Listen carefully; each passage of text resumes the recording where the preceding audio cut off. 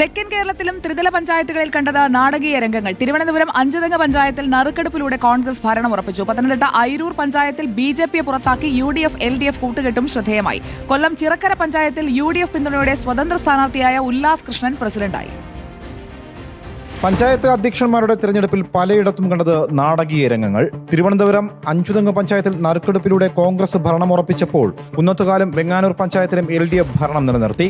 ചേന്നമംഗലം പഞ്ചായത്തിൽ സ്വതന്ത്രന്റെ പിന്തുണയോടെ UDFിലെ PA ഹരിദാസ് പ്രസിഡന്റായി. CPM സീറ്റ് നൽകാതിരുന്നതിനെ തുടർന്ന് വിമതനായി മത്സരിച്ച് ജയിച്ച ഫസൽ റഹ്മാനാണ് UDFിനെ പിന്തുണച്ചത്.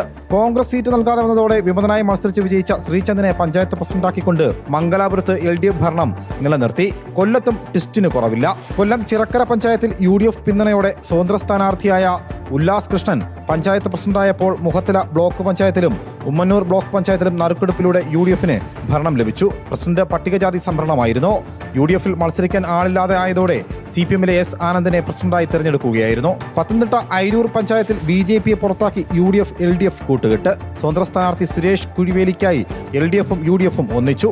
ഇതോടെ 6 സീറ്റ് നേടിയ ഏറ്റവും വലിയ ഒറ്റക്കക്ഷിയായിട്ടും BJP പുറത്തായി. റിപ്പോർട്ടർ, തിരുവനന്തപുരം.